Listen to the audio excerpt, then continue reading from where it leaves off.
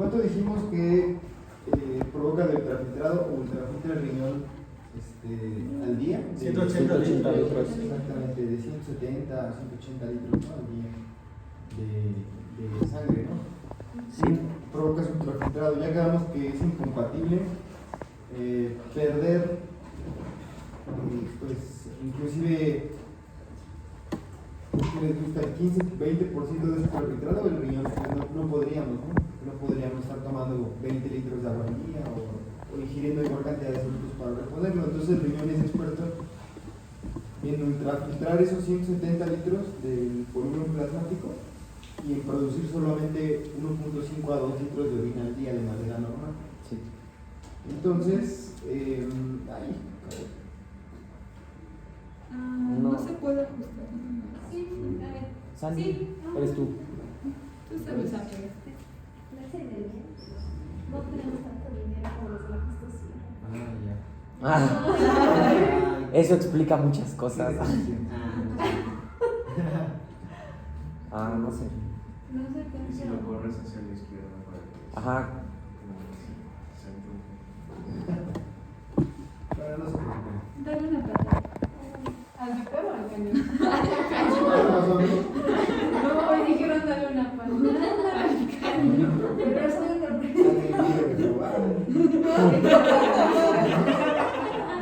Bueno, ahora vamos a la siguiente. Se ve un poquito. Sí, no se preocupen, esto solo es como inicio. Entonces, para que tengan un contexto de cómo vamos, más o menos cuando empezamos el sistema de túbulos colectores, ya solamente 10% del ultrafiltrado del plasma llega a esa parte. O sea, quiere decir que más o menos, si su compañero contestó correctamente, que lo hizo así, llegan entre 14 y 17 litros de orina a los túbulos colectores. ¿Y ustedes orinan 14 litros al día? No. No. Pero hay algunos pacientes que sí. Eso lo vamos a ver. Sí. Entonces, el sistema de túbulos colectores es un sistema muy importante por esta razón. Y la otra es porque el sistema de túbulos colectores también se encarga de finalmente unirse de manera microscópica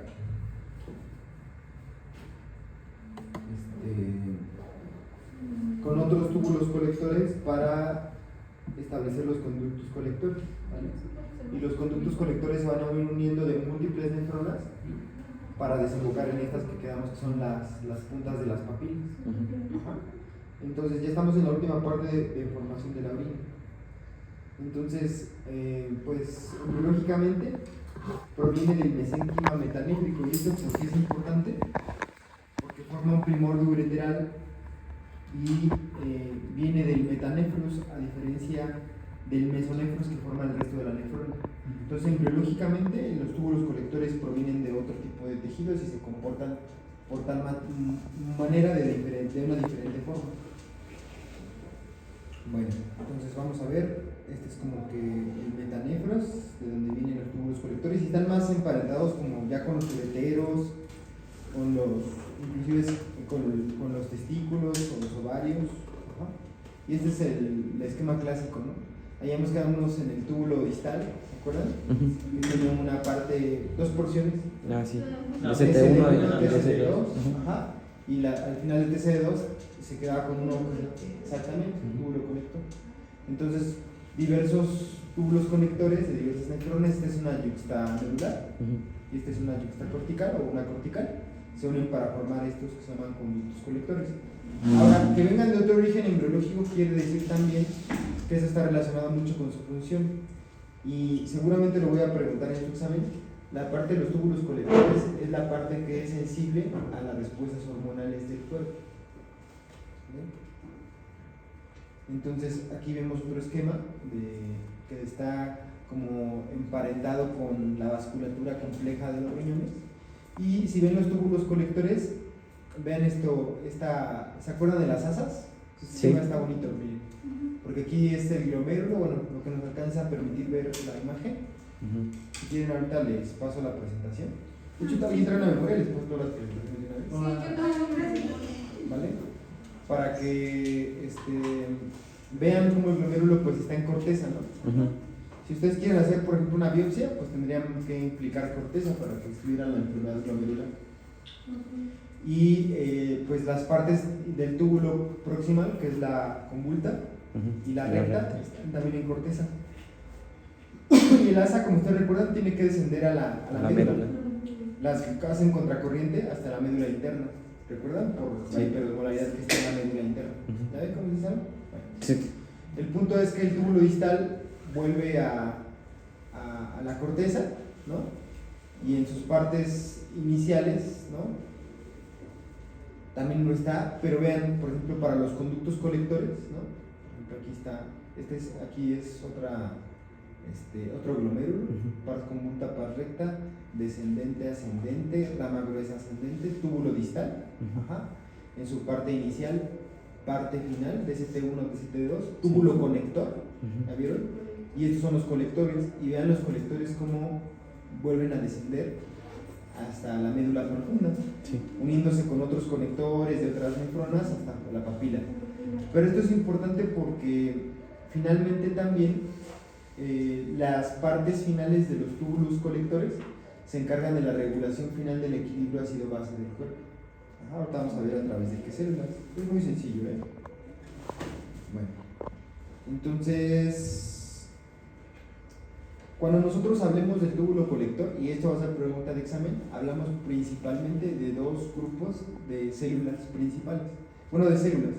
Una que se llama células principales y otra que se llaman células intercaladas, ¿vale?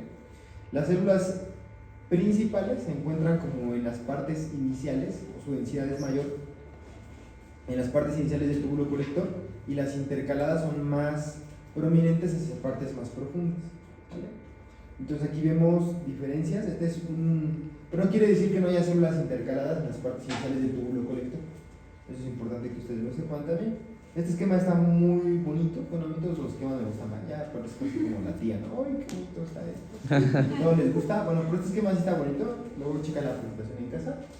Pero en realidad nos muestra las diferencias entre las células del túbulo colector, que estas son las células principales y estas las intercaladas. ¿Cómo ven a las intercaladas? Muchas mitocondrias, ¿no? Exactamente, muchas mitocondrias, perfecto, Vellosidades. y muchas vellosidades. ¿Y las principales? Ma- Menos mitocondrias, ¿no? Y la vellosidad. Ajá. Entonces quiere decir que también está relacionado con sus funciones. Sí. ¿Sale? Ahora, las células principales sí cuentan en su membrana apical con un canal que se llama acuaporina tipo 2. No. ¿Recuerdan la acuaporina tipo 1 dónde Sí, está? en túbulo proximal. Ah, no. No, en el asa, ¿no? En el asa, En la parte. rama descendente. Aquí es permeable al agua. Eso, estoy orgulloso de ustedes, Dios mío. Imagínense, eso no lo saben ni los residentes de internado, ustedes ya lo saben. Y se me va a olvidar. ¿Dónde es? En teoría no se les debe olvidar. Bueno, yo espero, ¿no?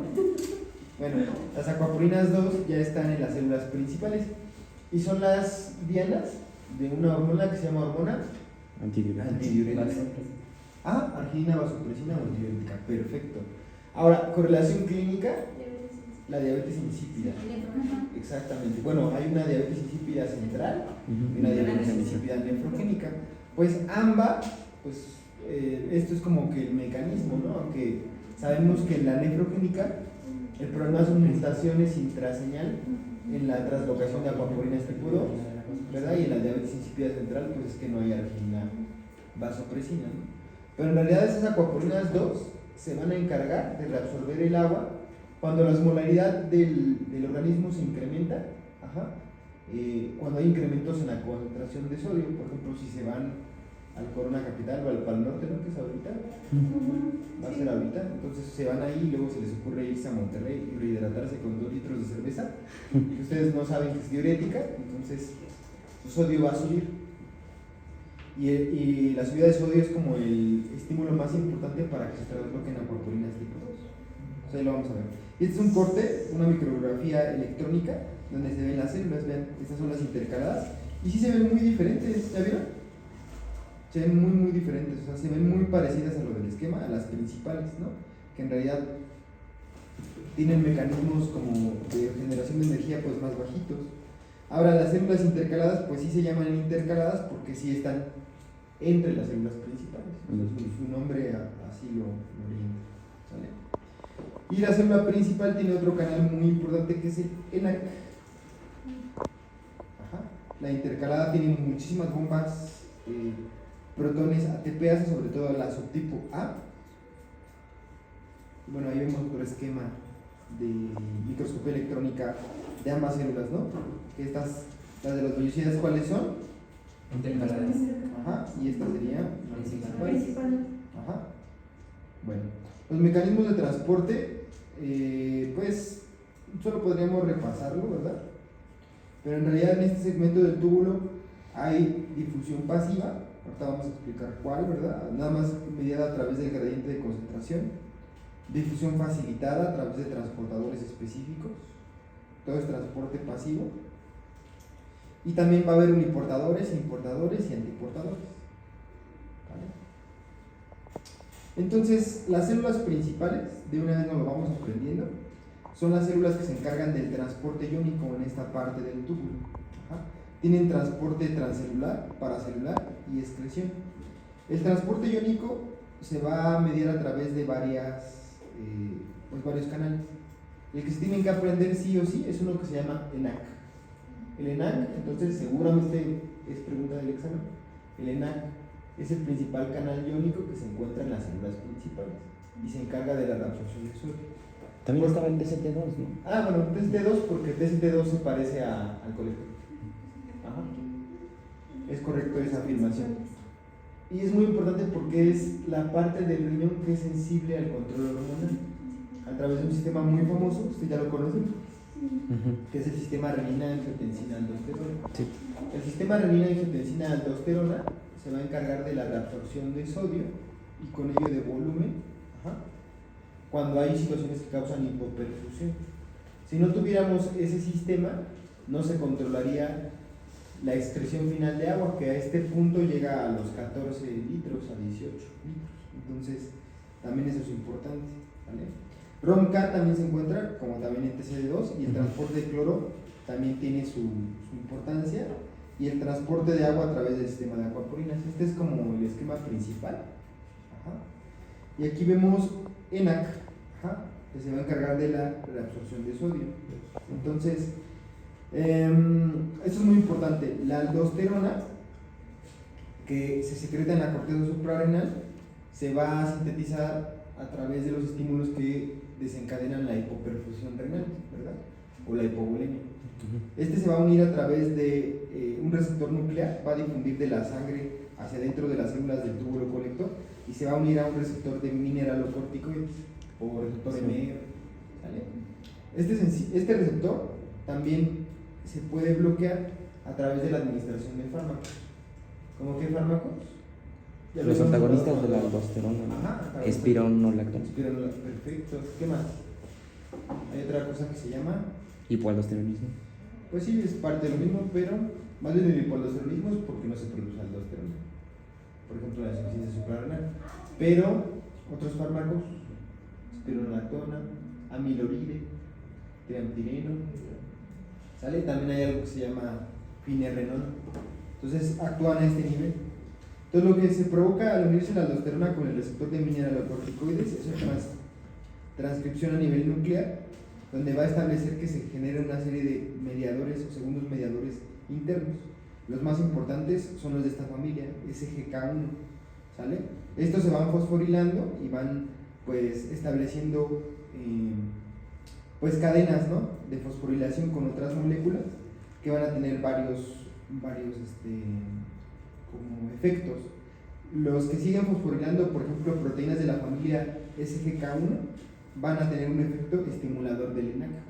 Entonces, por ejemplo, existe la teoría de que algunos pacientes, ¿se acuerdan que yo les dije que en túbulo distal estaba el transportador de sodio cloro sensible a tiacida? ¿Se acuerdan? Y les dije, algunos pacientes tienen un untado y son hipertensos. Otros pacientes que tienen algo que se llama hipertensión refractaria, se cree que tienen untadas estas vías y se estimula constantemente la producción de SGK1 y se está estimulando mucho el ENaC y se le absorbe mucho sodio. Entonces, algunos pacientes con hipertensión los clasificamos como hipertensión resistente. La hipertensión resistente es cuando los pacientes requieren 3 fármacos a dosis tope para el control de su presión y uno de ellos es diurético tiacídico. ¿Por qué es esta definición? Porque al tener diurético tiacídico ya estamos seguros de que su hipertensión no depende de una mutación o de una sobreexpresión del receptor de sodio cloro sensible a tiacidas, ¿Qué creen? Que cuando le agregamos antagonistas de la aldosterona, como dice su compañero, espironolactona, su hipertensión se controla, ¿sale? Y es porque se bloquea todo este paso de señales, ¿sale? Pero también existen proteínas que inhiben la función del ENaC, como esta vía, la de NET4. ¿No? Cuando se sobreexpresa el ENaC, como su llave que lo controla es NET4. Y ustedes me dirán, ¿por qué eso es importante? Porque hay algunos pacientes que tienen NET4 mutado, y este NET4 pues, se sobreexpresa, y entonces se bloquea la reabsorción de sodio por el ENaC. Hay algo que se llama síndrome de Liddle. Ajá, el síndrome de Liddle es como una mutación de NET4, ¿vale? Bueno, entonces, ¿se entiende esto? Lo del ENaC. Sí. Sí. La mayor parte del gradiente electroquímico que va a provocar que se reabsorba sodio a través del ENaC, ¿verdad? Que es, en este caso diríamos que es difusión simple, ¿están de acuerdo? Pues no, es facilitada, ¿no? Es un canal específico. Lo establece el gradiente electroquímico de la misma y famosa bomba sodio potasio PPase. ¿Sale? ¿Qué más? Aquí es importante. Por ejemplo, el ENaC, como responde a su activación, como responde a necesidades de hipovolemia y esas situaciones, está constantemente degradado por la vía de ubiquitin-proteasoma. Se controla para que ustedes no estén hipertensos. Hay otra correlación clínica aquí, que es, por ejemplo, con el síndrome nefrótico. Ya lo veremos. El síndrome nefrótico se caracteriza por edema, dislipidemia y proteinuria, muy importante, de 3.5 gramos al día mayor. En el síndrome nefrótico hay reabsorción de sodio exagerada, por eso los pacientes están todos edematosos. Pues se cree que es por sobreestimulación del ENaC a través de una fosforilación alta del mismo. Entonces este puede ser el mecanismo de la retención de sodio y el edema en el síndrome nefrótico. Por eso los pacientes con síndrome nefrótico requieren diuréticos que bloqueen la reabsorción de sodio, ¿sale? Y muy importante, tal y como habíamos hablado de la segunda parte del túbulo distal, de la TCD2, también se encuentran canales ROMK. Los canales ROMK, recuerden, van a hacer la salida de potasio de las células y se van a controlar por la entrada de sodio para mantener la electroneutralidad de la célula. Y esto es importante porque, por ejemplo, si ustedes dan un antagonista de la aldosterona, ¿ya entendieron? Por ejemplo, la espironolactona, entonces, ¿qué pasa con los electrolitos? No sale el potasio. Exactamente. No entra el sodio. ¿Qué se genera en los pacientes? Hipercalemia. Exactamente, hipercalemia. ¿Ya ven? Tiene correlación clínica. Por eso, si yo doy un antagonista de la aldosterona, voy a provocar, Hipercalemia. pues sí, hipercalemia, porque el ROMK no va a poder expulsar potasio y se va a, sí, se va a tirar sodio, pero ya no se va a recircular potasio hacia afuera por el gradiente electroquímico que no cambia, ¿sale? Eso es muy importante para que lo consideren. Esta célula es del túbulo colector o de la segunda porción del túbulo distal. ¿Y qué tipo de célula es? Exactamente. Muy bien. Es una célula principal. Recuerden, en las células principales está el ENaC y está el ROMK. Otra característica importante que van a ver en la bibliografía es que carecen de una proteína que se llama pendrina. ¿Vale? ¿Cuál? Pendrina. Okay. Entonces, ya habíamos hablado de algo que se llama la paradoja de la aldosterona. No. Miren, la paradoja de la aldosterona es uno de los conceptos fisiológicos, nefrológicos más interesantes desde un punto de vista clínico. La paradoja de la aldosterona dice que la aldosterona va a provocar la reabsorción de sodio y la excreción de potasio solo en el contexto de que la volemia corporal sea baja. Entonces quiere decir que si el cuerpo detecta que hay hipovolemia, entonces se va a activar el sistema renina-angiotensina-aldosterona y la secreción de aldosterona, y se va a suceder los fenómenos que yo les comenté, desde la aldosterona al receptor de aminoglucocorticoides y la reabsorción de sodio y la excreción de potasio. Pero si nosotros estamos en una situación de normovolemia, como por ejemplo ustedes ahorita que esperándome ya se echaron su comida y seguro se comieron su sándwich y 2 refrescos, ¿no? Antes de que llegue el metro vamos a tomarnos la coca. Seguramente, pero pues ustedes me mienten. Ahorita, por ejemplo, ustedes pueden, hay efectos, hay desencadenantes no hipovolémicos de la liberación de aldosterona.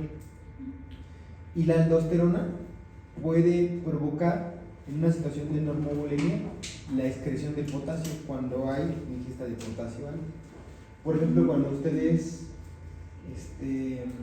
consumen alimentos ricos en potasio, como plátanos, manzanas, uvas, todo eso. Ajá.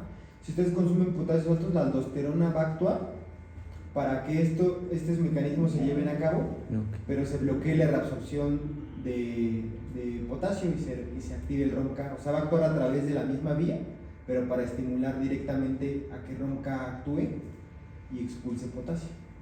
Ajá. Y esto lo va a hacer a través de vías dependientes de la aldosterona y de SGK1, pero no va a provocar la reabsorción de sodio. Y eso se llama la paradoja de la aldosterona. Lo podemos utilizar desde un punto de vista clínico, cuando nosotros le damos dietas altas de potasio a nuestros pacientes. Por ejemplo, los pacientes que son hipertensos, se recomienda una dieta que se llama dieta tipo DASH. No sé si la han escuchado. La dieta tipo DASH o dieta mediterránea es una dieta alta en frutas y verduras. Porque dicen, come frutas y verduras. En realidad tienen muchos beneficios glucémicos también, pero en realidad casi todas las frutas y verduras tienen un contenido alto de potasio. Entonces, en los pacientes hipertensos nos aprovechamos de la paradoja de la aldosterona para dar mucho potasio. El riñón identifique que debe tirar mucho potasio para no provocar hipercalemia y active las vías dependientes de la aldosterona que expulsan potasio de las células tubulares, pero no provocan absorción de sodio. Al contrario, para mantener el gradiente electroquímico también lo empujan hacia afuera. Y esto se llama natriuresis por caliuresis y provoca que los pacientes hipertensos mejoren su control tensional porque expulsan sodio y potasio a nivel renal. Tiene su correlación clínica y todo pasa en la célula principal o en algunas células de la segunda parte del túbulo distal. Entonces ustedes saben fisiología renal, saben por qué una dieta alta en potasio le beneficia a un paciente hipertenso. Cuando vaya su paciente hipertenso a la consulta, díganle, bueno, siempre y cuando no tengan enfermedad renal crónica. Si le dan mucho potasio a un enfermo renal crónico, pues no les cuento qué va a pasar. Pero si no es así, le van a recomendar que consuma altas cantidades de potasio en frutas y vegetales. ¿Qué pasa? No, nada, te iba a preguntar que era eso, en los pacientes con enfermedad renal crónica. No. Y dije, no, los matamos. Ellos sí los matamos. Pero recuerden que no somos hipertensos, hombre, tienen enfermedad renal crónica, ¿no? Para el grueso de los hipertensos que tienen un índice de filtrado glomerular, pues arriba de 60, una dieta alta en potasio provoca este fenómeno. Otra duda. Es con respecto al NED C42. ¿Tiene que estar unido grupos fosfato para poder activarse? Sí, también, pero se aprovecha los grupos fosfato de SGK. Okay. Entonces, este se llama, NED4 se conoce como complejo regulador del ENaC, como ya les había yo dicho. Esto es lo que ya habíamos explicado: aldosterona, receptor de mineralocorticoides. Esto va a provocar la fosforilación de SGK1 y la inhibición de NED4A, con lo cual se va a abrir el ENaC, ¿verdad? Y el SGK1 puede estimular directamente al ENaC y la reabsorción de sodio. ¿Está fácil, no? Dijo como natriuresis por caliuresis. Natriuresis por caliuresis, cuando hay normovolemia. Porque entonces la aldosterona pues es la reguladora de las concentraciones de potasio y sodio a nivel distal. Ya ven que el riñón es un órgano endocrino, yo les había comentado. No solo produce hormonas como la eritropoyetina o la renina, sino también responde a hormonas como la aldosterona. Entonces también hay algo que se llama péptido natriurético atrial, y el péptido natriurético atrial también va a bloquear la reabsorción de sodio por el ENaC, y actualmente vemos que es un biomarcador, ¿no?, de falla cardíaca, ¿no? Cuando nosotros tenemos retención hídrica, por ejemplo por falla cardíaca, pues la distensión de las aurículas provoca la secreción de péptido natriurético atrial. Entonces el sistema endocrinológico del corazón también puede actuar sobre el riñón a nivel distal, y las señales derivadas del péptido natriurético atrial pueden bloquear a la función del ENaC y provocar natriuresis. Entonces ustedes dirían, bueno, ahí está el péptido natriurético atrial, pero también este efecto lo pueden provocar los péptidos natriuréticos cerebrales o BNP. El BNP es un marcador de falla cardíaca, es decir, se eleva porque cuando se distienden los ventrículos y las aurículas, se libera la circulación. Ese es un mecanismo que le avisa al riñón que debe reabsorber menos sodio en sus partes distales. Actualmente sabemos que es un mecanismo compensador, pero bueno, en la falla cardíaca se va como, pues, a pesar de que se generen, no es suficiente, y actualmente tenemos fármacos que bloquean la degradación de los péptidos natriuréticos para que se estimule la natriuresis, como el sacubitrilo, ¿vale? Por ejemplo, la insulina, ya hemos hablado de algo similar, va a provocar que se activen las vías de SGK y se fosforilen y se reabsorba más sodio por el ENaC. Por eso los pacientes diabéticos con hiperinsulinemia también son hipertensos. Es la explicación. ¿Ya vieron? La vasopresina tiene un efecto sobre las acuaporinas, ¿no? Pero también a través de vías dependientes de proteína C va a disminuir la sobreexpresión de NET4 y se va a activar el ENaC. ¿Ya vieron? Y la vasopresina quedamos que era un fármaco que también podemos utilizar en choque. Nos provoca la absorción exagerada de sodio y con eso disminuye la obesidad. Son estímulos que pueden activar también las vías dependientes del ENaC diferentes a la aldosterona. ¿Vale? Bueno, este se ve muy mal, ¿verdad? Pero en realidad pues es para explicar que hay otros receptores en las células principales que pueden provocar la sobreactivación del ENaC, como por ejemplo las vías dependientes del receptor gamma proliferador de los peroxisomas. Entonces hay unos fármacos que se llaman diazolidinedionas, como la pioglitazona y la rosiglitazona. Ellos pueden provocar sobreexpresión del ENaC y reabsorción de sodio. Son antidiabéticos que se ocupan todavía en la práctica clínica para tratar glucosa alterada en ayuno. Pero por ejemplo, ustedes se los dejan a un paciente que utiliza diuréticos, pues va a bloquear su efecto porque va a estimular la acción del ENaC. Entonces cuando tengan un paciente que tenga furosemide, ¿por qué no actúa el furosemide? Y ya revisan los fármacos. Y los fármacos que tiene el paciente tienen pioglitazona, tiene AINES, ¿no? Si ustedes se los quitan, los diuréticos van a empezar a actuar. Si ustedes comprenden la fisiología, es por el receptor gamma activado por el proliferador de peroxisomas. Ahora también las prostaglandinas también tienen cierto efecto, pues inhibiendo la expresión del ENaC. Entonces también los antagonistas de la producción de prostaglandinas también provocan la absorción de sodio, como son los AINES.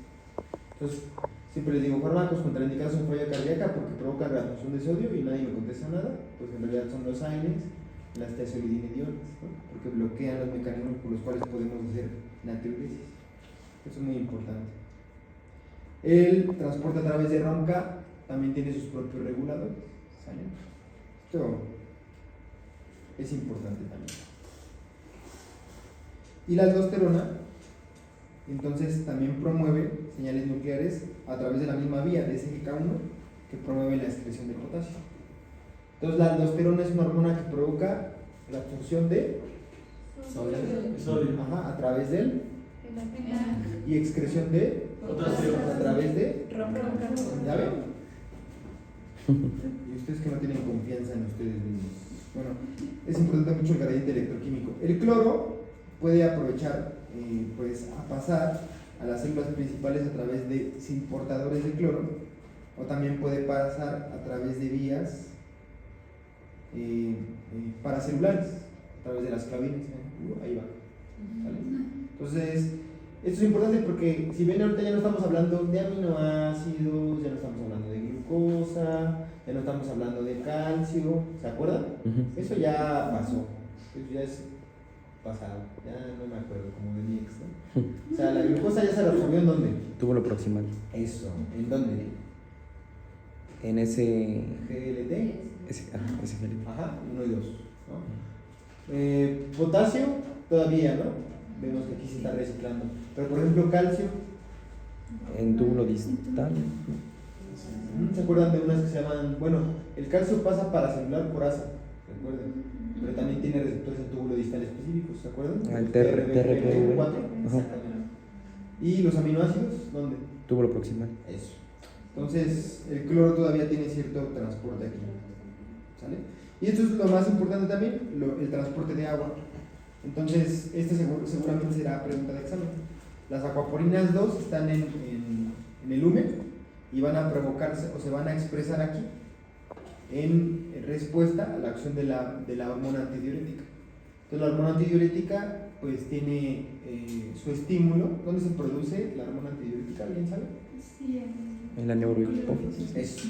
Bueno, Bueno, ahí se almacena. en el Ajá. hipotálamo. exactamente, el hipotálamo se almacena en el lóbulo posterior, ¿no? De la hipófisis, de la neurohipófisis. Entonces se libera igual ante mecanismos de hipovolemia y lo que va a hacer es va a actuar en la célula principal para que se establezcan aquaporinas tipo 2 en la membrana apical, ¿sale? Y su densidad puede incrementarse 5 a 10 veces con la acción antidiurética. Si no tienen antidiurética, entonces ¿qué van a producir? Una orina muy diluida. Y los volúmenes urinarios pueden llegar hasta 15, 20 litros al día. O sea, se pierde ese 10% del ultrafiltrado que debería reabsorberse en el túbulo colector, ¿sale? Entonces las aquaporinas tipo 2 en realidad no gastan mucha como energía, son canales específicos para el agua, y los canales que van a devolver el agua a la circulación son aquaporina 3 y aquaporina 4, que esos no están bajo control hormonal. Quiere decir que los que sí son los de aquaporina ¿qué? Tipo 2. Pues hay un receptor en la membrana vasolateral de arginina vasopresina, muy famoso, B2R, y B2R va a tener, si ustedes leen un poquito más como a detalle, pues 3 subunidades, ¿verdad? GS, que es gamma, beta y alfa. Y esas subunidades son las que cambian su conformación tridimensional en respuesta a la acción de arginina vasopresina para producir como segundo mensajero AMP cíclico, ¿no? Y este AMP cíclico, a través de vías de la proteína sinasa A, va a actuar a nivel nuclear, fosforilando un factor que se llama CRE, para que a través de señales se sinteticen las aquaporinas tipo 2 y se vayan a la membrana apical. Okay. ¿Sale? Sencillo, facilito. Arginina vasopresina amplifica vías de la proteína sinasa A través de vías de AMP cíclico, y eso estimula que se ensamblen y se depositen en la membrana aquaporinas tipo 2. Sencillito. Luego les puedo preguntar, ¿no? ¿Dónde actúa la arginina vasopresina? Y van a decir, en el riñón. Y luego, sí, pero en el riñón, ¿dónde? En el túbulo colector. ¿En dónde? En la célula principal. ¿En dónde? ¿En dónde? En el receptor B12. Bien, ya lo saben todo. Muy bien. Entonces la diabetes insípida nefrogénica se va a dar por pues afecciones en estas vías, ¿vale? Intranucleares o directamente por una mutación de las subunidades que conformen al receptor de arginina vasopresina. ¿Sale? Los defectos son múltiples. Hay algunos fármacos que pueden provocar diabetes insípida nefrogénica. ¿Alguien sabe alguno? Ajá, ¿qué más? El litio, por ejemplo, también se utiliza en el trastorno bipolar. Ajá, y algunos tóxicos como el plomo. Los estimuladores de aquaporinas, pues es la misma arginina vasopresina que se va a secretar a través de estímulos dependientes de cambios de la osmolaridad. Hay inhibidores de las aquaporinas 2 que no tienen que ver mucho con la arginina vasopresina, aunque esté presente, y son la adenosina, ciertas moléculas de ATP y sobre todo la endotelina tipo 1. La endotelina tipo 1 está expresada mucho en trastornos hemodinámicos crónicos, como por ejemplo lo es la insuficiencia cardíaca. También hay vías dependientes de otras células, ¿vale? Entonces, bueno, ya vamos a la última parte, que son las células intercaladas. Las células intercaladas no se van a encargar del transporte iónico, sino más bien del equilibrio ácido-base. Son la subpoblación final que controla esto. Sabemos que para la regeneración de bicarbonato y la reabsorción el más importante es el túbulo proximal, ¿se acuerdan? A través de los sistemas de la anhidrasa carbónica.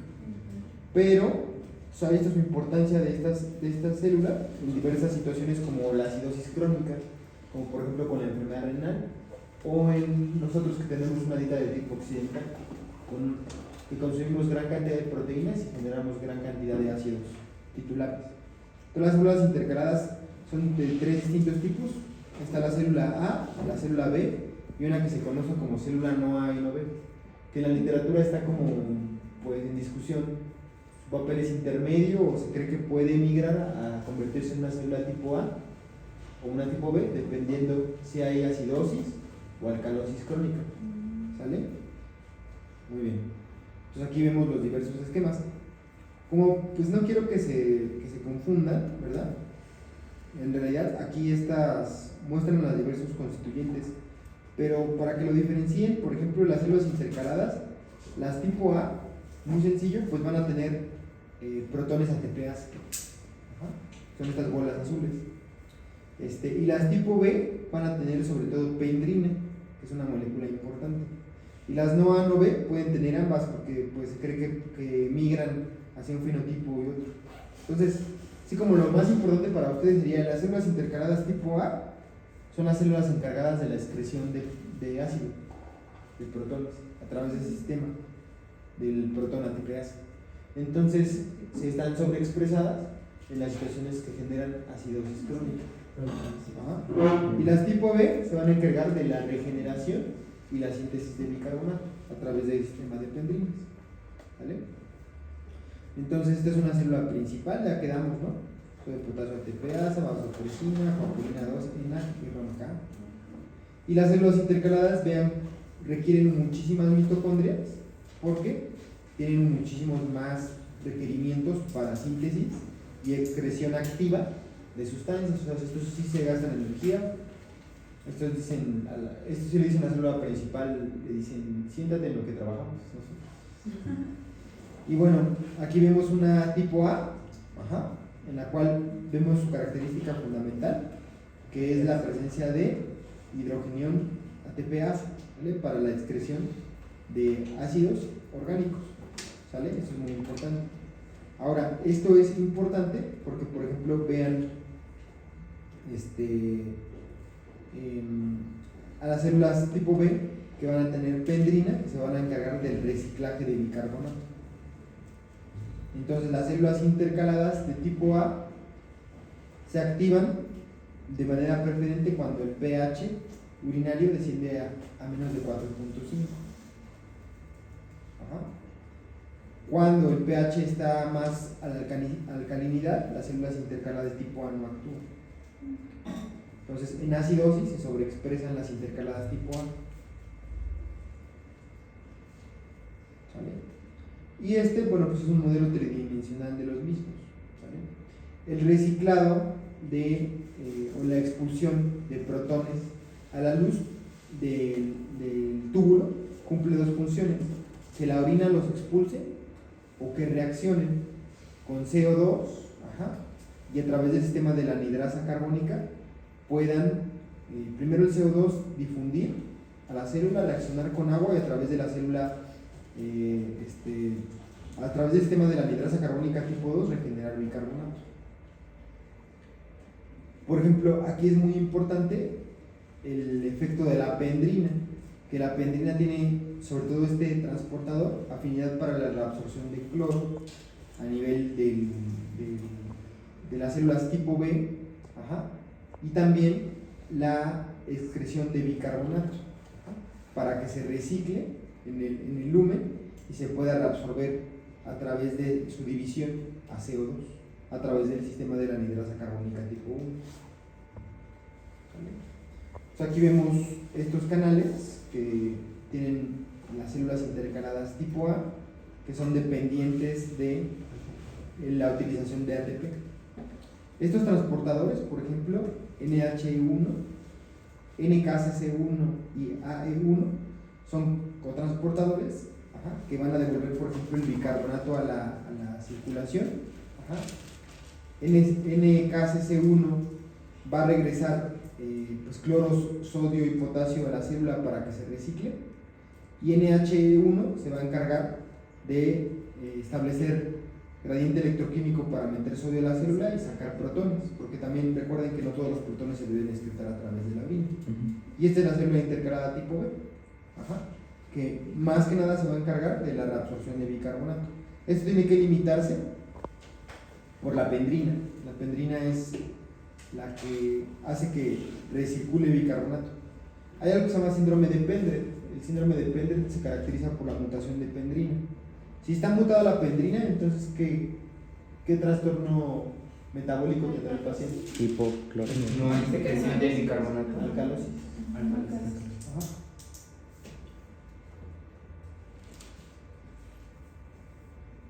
¿Sale? Bueno, esto ya es un poquito más complejo, pero quisiera quedarme ahí, nada más.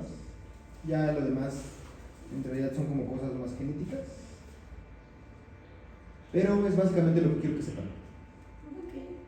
¿Va? Ah, sí, cierto, les voy a pasar las presentaciones.